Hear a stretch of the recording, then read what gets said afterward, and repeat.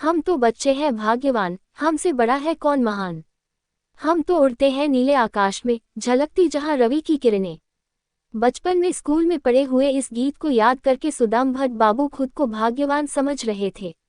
हाँ, आज उन्हें उस तरह का आनंद मिल रहा था। वे आकाश में उड़ने का मजा उठा रहे थे। वे पहली बार हवाई जहाज में बैठकर उड़ते हुए लंदन की यात्रा कर रहे थे, इसलिए ये यात्रा उनके लिए उत्साह और रोमांच से भरपूर थी।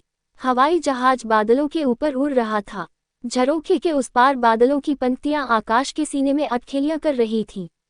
बादलों की पंक्तियों का सौंदर्य मन को अत्यंत लुभाने वाला था, मानो किसी ने आकाश के खेत में बादलों की खेती की हो। रात को पायलट ने जब केबिन की बत्तियां बुझा दी, तब झरोखे के बाहर आकाश के तारामंडल के झलमलाते प्रकाश का अध्ययन करना प्रारंभ किया सुदाम भट्ट बाबू ने। रात के दौरान आकाश का चित्र काफी अस्पष्ट था। हवाई जहाज जितना आगे की ओर बढ़ रहा था, उनका मन उतना ही पीछे की ओर लौट रहा था। उन्हें अपने गांव की बातें ज्यादा याद आ रही थीं। सुदाम बाबू गांव के सबसे सम्मानित व्यक्ति थे। वे अपने गांव के पास एक हाई स्कूल में शिक्षक थे और हाल ही सेवानिवृत्त हुए थे। उनके गांव के बाकी सभी लोग अनपढ़ गंवार थे। गांव के सभी लोग उनका आदर करते थे, सम्मान देते थे और उनसे डरते भी थे। उनका परिवार गांव का एकमात्र ब्राह्मण परिवार था। बाकी सभी वैश्य, किसान और शूद्र श्रेणी के थे। जाति प्रथा की दृष्टि से विचार किया जाए तो उनके बरामदे तक आने में लोग डरते थे। पुरोहित कर्मकांड में भी वे पारंगत थे। इसी कारण गांव के लोग उन्हें गोसायर महाप्रभु के नाम से संबोधन करते थे। शिक्षक की तनख्वाह के साथ साथ ऊपर से श्राद्ध, विवाह, गृह प्रवेश आदि से 2 पैसों की कमाई हो जाती थी। इसलिए उन्होंने बेटे को उच्च शिक्षा प्रदान करने में कोई अवहेलना नहीं की थी। तपन को मोटी तनख्वाह के साथ एक बहुराष्ट्रीय कंपनी में नौकरी मिली। 5 साल चेन्नई में नौकरी करने के बाद उसे कंपनी ने 5 साल के लिए लंदन भेजा। लंदन में 5 साल में से 2 साल बीत चुके थे। नौकरी से सेवानिवृत्त होने से पहले सुदाम बाबू की पत्नी का देहांत हो चुका था। सुदाम भट्ट बाबू गांव में अकेले रहते थे। तपन लंदन से छुट्टियों में आए और सुदाम बाबू को अपने साथ ले जाने की जिद की। सुदाम बाबू एक रूवादी ब्राह्मण थे। पुराने जमाने के लोगों में सदियों से एक धार्मिक भावना घर कर गई थी कि समुद्र के उस पार यात्रा करने से जाति चली जाती है। हालांकि अब वह भावना सुदाम बाबू के मन में नहीं है, फिर भी खाने पीने को लेकर काफी समस्याएं बनी हुई हैं। सुदाम बाबू तीर्थ करने के लिए जितनी बार बाहर के राज्यों में गए हैं, वे किसी मठ मंदिर में भोजन करते आए हैं या अपने साथ चिवड़ा और मुरमुरा लेकर गए हैं। हवाई जहाज में बाहर के भोजन के लिए अनुमति नहीं है। यात्रा के दौरान उन्हें कई समस्याओं का सामना करना पड़ेगा। विदेश में खाने की समस्या उपज सकती है। इसी कारण बेटे तपन के साथ लंदन जाने की उनकी इच्छा नहीं थी, लेकिन काफी समझाने बुझाने के बाद वे राजी हुए। आकाश में उड़ते समय एक अनजान उल्लास से कब उन्हें नींद आ गई थी, इस बात का उन्हें पता भी न चला। जब नींद टूटी तो देखा कि हवाई जहाज लंदन की मिट्टी को छू चुकी थी। रास्ते में कुछ फल खरीदकर वे पश्चिम साउथ हॉल इलाके के पूर्व निर्धारित अपार्टमेंट में पहुंचे। यात्रा की थकान के कारण बिस्तर पर लेटते ही वे गहरी नींद की गोद में चले गए। सुबह उठते ही अपार्टमेंट की 5वीं मंजिल की बालकनी से लंदन शहर के दृश्य को देखकर वे खुशी से अभिभूत हो उठे।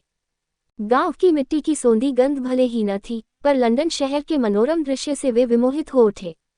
रक्तिम आकाश में उगता हुआ सूरज धरती सुंदरी के माथे के सिंदूर की तरह दिख रहा था। आकाश को छूने वाली अट्टालिकाओं के चरणों के पास चौड़ी सड़कों पर खूबसूरत कार और बसें आ जा रही थीं।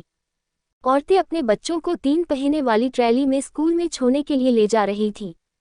बड़े बड़े बच्चे पैदल या साइकिल से जा रहे थे। नौकरी करने वाले युवक और युवतियां कंधे में बैग लटकाए अपने अपने कर्मस्थल पहुंचने के लिए बस के इंतजार में सड़क के किनारे कतार बांधे खड़े थे। मेट्रो की ट्रेनें दूर से खिलौने की तरह दिखाई पड़ रही थीं।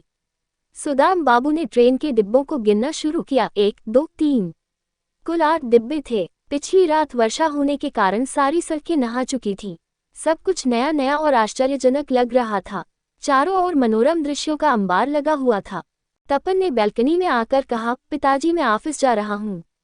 पहले का कुछ काम बाकी है। आज मुझे ऑफिस में जल्दी पहुँचना होगा। ऑफिस के कैंटीन में लंच करूँगा। तुम्हारे खाने के लिए ऑनलाइन ऑर्डर कर दिया है। 1 बजे डिलीवरी बॉय आकर दे जाएगा। कल से घर में रसोई करेंगे। उद्धरण चिन्ह। सुदाम बाबू के गले से फिर वह रूढ़िवादी सलाह भरी आवाज सुनाई पड़ी, पकाया हुआ खाना भेजना मत। कुछ फल सल भिजवा देना। तपन हामी भरते हुए चला गया। कोट।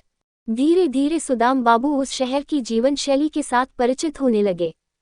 किसी भी जगह पहुंचने के लिए आने जाने में कोई परेशानी नहीं थी। 1 किलोमीटर की दूरी पर मेट्रो ट्रेन की व्यवस्था थी। चौड़ी सड़कों के दोनों ओर बने ट्रैक पर चलने के सारे नियम लिखे हुए थे। सार्वजनिक स्थानों में बनी सड़कों के किनारे बीच बीच में लकड़ी, लोहे और सीमेंट की बेंच लगी हुई थी। पैदल चलते समय थक जाने से यात्री वहां विश्राम लेते थे। उन सब सड़कों पर पैरों से चलाने वाले बच्चों के छोटे प्लास्टिक स्कूटर और साइकिल के अलावा दूसरी गाड़ियों के आने जाने की मनाही थी। घर से आधा किलोमीटर की दूरी पर साउथहाल बाजार, पश्चिम लंदन का साउथहाल इलाका लिटिल इंडिया के नाम से जाना जाता है। वहां से रोज तपन ऑफिस के लिए मेट्रो में चढ़ते हैं। रोज संध्या भ्रमण में सुदाम बाबू साउथहाल बाजार के रास्ते को पार करके जाते हैं। रास्ते के दोनों तरफ बने होटल, स्टोर, दुकान और रेस्तोरां भारतीयों के हैं। एक दिन सुदाम बाबू साउथहाल होते हुए लौट रहे थे। एक छोटे होटल के बाहर उनकी ही उम्र के कुछ वृद्ध व्यक्ति कुर्सी में बैठकर चाय नाश्ता करते हुए बातचीत में मशगूल थे। होटल का नाम था महाराजा। चेहरे मोहरे से वे सभी भारतीय लग रहे थे। वे हिंदी और उर्दू में बातचीत कर रहे थे। वे शायद एक दूसरे को अच्छी तरह जानते थे या एक दूसरे के मित्र थे। सुदाम बाबू उस होटल के सामने पहुंचकर एक कुर्सी में बैठे। वे दुविधा में पड़े रहे कि चाय पिएंगे या नहीं। उनके रूढ़िवादी मनोभाव ने उन्हें सजग कर दिया कि वे चाय नहीं पिएंगे। फिर भी कुछ देर तक वे चुपचाप बैठे रहे। उन्होंने अनुमान लगाया कि बातचीत में मशगूल कोई भी वृद्ध व्यक्ति वहां से जाने की हड़बड़ी में नहीं है। सभी काफी देर तक बैठे बैठे गपशप कर रहे थे। उनकी गपशप में सुदाम बाबू ने हिस्सा लेना चाहा, लेकिन किसी को न पहचानने के कारण चुप रहे। गपशप करने वालों में से किसी एक ने होटल के मालिक से ऊंची आवाज में कहा, "खे भट्ट बाबू, और 5 कप मलाईदार चाय लाने के लिए अपने नौकर से कहिए।" ये जानकर सुदाम बाबू काफी खुश हुए कि होटल के मालिक का कुल नाम भट्ट है। लेकिन इस मामले में होटल के मालिक से कुछ पूछने की उनकी हिम्मत नहीं हुई। मन में तय किया कि कभी मौका मिलने से पूछेंगे। फिर उन्होंने चाय की फरमाइश की। उस दिन से सुदाम बाबू रोज शाम को भट्ट बाबू के महाराजा होटल में चाय पीने के लिए जाने लगे। रात के 9 बजे बेटे के बस से उतरने तक वे वहीं इंतजार करते। तब तक होटल में ग्राहकों का आना लगभग बंद हो जाता था। एक दिन होटल के मालिक होटल बंद करने की तैयारी कर रहे थे। उस एकांत का मौका देखकर सुदाम बाबू ने होटल के मालिक से पूछा, "मुझे ये जानकर खुशी हुई कि आपका कुल नाम भट्ट है। मेरा नाम भी भट्ट है, यानी सुदाम भट्ट। मैं भारत के ओडिशा राज्य का निवासी हूँ। आपका घर भारत के किस इलाके में है?" होटल के मालिक ने कोई खास उत्तर नहीं दिया, पर चुप भी नहीं रहे। कहा, "हाँ, मेरे पिताजी भी भारत से आए थे।" तब तक तपन बस से उतर कर आने लगा। ज्यादा देर तक बातचीत करने का मौका नहीं था, इसलिए बाप बेटे दोनों घर लौट आए। इस तरह रोज मुलाकात होने के कारण दोनों भट्टों के बीच मित्रता दृढ़ होने लगी। रोज की तरह सुदाम बाबू वृद्धों की महफिल में शामिल हुए। उनके साथ गहरी मित्रता के बंधन में बंध गए। अपनी जन्मभूमि से बहुत दूर समय बिताने के लिए उन्हें मित्र मिल गए थे। रविवार या किसी छुट्टी के दिन सारे वृद्ध मित्र मिलकर भोज का आयोजन करते। उनके बंधु भोज या पार्टी में शामिल होने के लिए सुदाम बाबू को कई बार आमंत्रित किया गया है। सुदाम बाबू के रूढ़िवादी मनोभाव ने उन्हें हर बार रोक दिया है। एक दिन होटल के मालिक भट्ट बाबू ने उन्हें अपने घर पर अतिथि बनकर आने का निमंत्रण दिया। सुदाम बाबू ने उन्हें समय और सहूलियत देखकर जाने का वचन भी दिया। उस दिन रविवार था और ग्रीष्म ऋतु की दोपहरिया। होटल वाले भट्ट बाबू के घर जाने के लिए सुदाम बाबू निकले। लंदन की ग्रीष्म ऋतु मन को बहुत ही लुभाने वाली होती है। वहाँ ग्रीष्म ऋतु कुछ महीनों के लिए ही आती है, इसलिए ज्यादातर लोग बाहर घूमते फिरते हैं और ग्रीष्म ऋतु का खूब उपभोग करते हैं। फिर भी लंदन के मौसम की कोई निश्चितता नहीं है। गर्मी के दिनों में भी सहसा बारिश हो जाती है, इसलिए घर से बाहर निकलते समय लोग ठंड से बचने के लिए मोटा कपड़ा पहनते हैं और साथ में छतरी भी रखते हैं। ऊंची इमारतों के बीच पतली गलियों में वे पैदल जा रहे थे। सूरज की किरणें मोहल्ले की संकीर्णी गलियों में टेढ़े मेढ़ ढंग से फैल गई थी। उनके साथ ताल मिलाते हुए सूरज की पतली रोशनी समांतर ढंग से पसरी हुई थी। दोनों तरफ की ऊंची इमारतों की दरार में से लोग रक्तम सूर्य को निहारते थे। कुछ समय पैदल चलने के बाद सूरज की रोशनी फीकी पड़ गई। सूरज की नारंगी रंग की रोशनी के साथ अपराह्न के बादलों की हल्की आर परत पूरे इलाके में छा गई। थोड़ा सा रास्ता तय करने के बाद सांझ घिर आई। सुदाम बाबू के चेहरे, गर्दन और सीने से ठंडी हवा के झोंके टकरा रहे थे, हालांकि उन्होंने मोटे कपड़े की कमीज पहन रखी थी। सड़क के किनारे के पेड़ों की डालियों में चिड़ियां चहचहा रही थीं। उनके पंखों में घोंसले की ओर लौटने का उन्माद भरा हुआ था। सड़क के किनारे के खंभों पर बिजली की बत्तियां टिमटिमा रही थीं। खंभों के चारों तरफ हौले हौले बहने वाली ठंडी हवा में कीट पतंगों ने चक्कर काटना शुरू कर दिया था, लेकिन वे आपस में बिल्कुल टकरा नहीं रहे थे। सभी अपनी अपनी परिधियों में आराम से घूम रहे थे। सुदाम बाबू खुद से सवाल पूछ रहे थे, इंसान बिना किसी कारण के आपस में टकराते क्यों हैं? सुदाम बाबू के थके हुए पांव आगे की ओर बढ़ रहे थे। रास्ते की बगले में बने बार और रेस्तोरां से युवक और युवतियों की खिलखिलाहट के साथ संगीत का स्वर घुलकर बाहर गूंज रहा था। चांद की रोशनी फैलने से अंधकार कोनों में बैठे हुए प्रेमी युगलों की परछाई सड़क पर पसर आती थी। उन परछाइयों को पार करते हुए वे आगे की ओर बढ़ने लगे। उन्होंने अपने ही मन से प्रश्न किया, भारत में दूसरी जाति में शादी करने से जाति चली जाती है, लेकिन यहाँ भारत से आए युवक युवती जिस भ्रष्टाचार में लिप्त हैं, उससे उनकी जाति क्यों नहीं है? होटल के मालिक भट्ट बाबू के मकान का नंबर और पता होने के कारण मकान को ढूंढने में कोई दिक्कत नहीं हुई। होटल के मालिक भट्ट बाबू के मकान के सामने पहुंचकर उन्होंने घंटी बजाई। भट्ट बाबू बाहर आए और खुशी से हाथ मिलाते हुए सुदाम बाबू को स्वागत सत्कार के साथ घर में ले गए। छतरी को बरामदे की दीवार से टिकाते हुए सुदाम बाबू घर में कदम रखने लगे। वे भट्ट बाबू के घर की चारों दीवारों पर निगाह दौड़ाने लगे। मुमताज और शाहजहां के जुगल फोटो के बीच ताजमहल की छवि दीवार पर टंगी हुई थी। सुदाम बाबू सोचने लगे कि भारत के ऐतिह्य को ये विश्व के लोगों के पास पहुंचा रहे हैं। मित्र की पत्नी चाय नाश्ते की तैयारी में जुट गई। उनके मना करने के बावजूद मित्र की पत्नी नाश्ता ले आई और कहा, हाथ मुंह धो लीजिए और नाश्ता कीजिए, मैं चाय बनाकर लाती हूँ। भट्ट बाबू ने अपनी पत्नी की बातों का समर्थन करते हुए कहा, आप जानते हैं ना, भारत में एक कहावत बहुत दिनों से चली आ रही है, अतिथि देवो भव, अर्थात अतिथि देवताओं के समान होते हैं। आप हमारे घर में अतिथि बनकर आए हैं, कुछ खाए बिना कैसे लौट जाएंगे? ऐसा कैसे हो सकता है? मैं यदि आपके घर जाऊंगा तो आप मुझे। सुदाम बाबू ने कहा, भाभी जी, मुझ जैसे एक सामान्य अतिथि के लिए आप इतना कष्ट क्यों कर रही हैं? मैं तो ज्यादा दूर से आया नहीं हूँ। अपराह्न को चाय नाश्ता करके घर से निकला था। बातचीत के सिलसिले में भट्ट बाबू ने पूछा, आपके बेटे की शादी हो चुकी है कि नहीं? सुदाम बाबू ने उत्तर दिया, पत्नी के देहांत के बाद गांव में मुझे ही सब कुछ करना पड़ता था, इसलिए अब भी मैं रसोई में बेटे का हाथ बटाता हूँ। तय किया है कि लंदन से लौटने के बाद बेटे की शादी रचाऊंगा, फिर घर में रसोई की कोई समस्या रहेगी नहीं। हालांकि आजकल के बच्चे रसोई के लिए घर में नौकर चाकर रख लेते हैं, ये सब उनकी इच्छा पर निर्भर करता है। भाभी जी शब्द को सुनकर भट्ट बाबू की पत्नी भावुक हो उठी। कहा, अतिथि के लिए कष्ट उठाने से आनंद मिलता है, अब तो नाश्ता ले लीजिए। भट्ट बाबू की स्नेह श्रद्धा को देखकर सुदाम बाबू भाव विह्वल हो उठे। हाथ मुंह धोकर नाश्ता करना शुरू किया। भट्ट बाबू के आतिथ्य से सुदाम बाबू काफी खुश नजर आ रहे थे। नाश्ता कर चुकने के बाद सुदाम बाबू सोफे पर आकर बैठे। टीपॉय पर अंग्रेजी और उर्दू भाषा के अखबार और पत्रिकाएं रखे हुए थे। सुदाम बाबू एक अंग्रेजी अखबार उठाकर पढ़ने लगे। उसमें कश्मीर के बारे में लिखा हुआ था।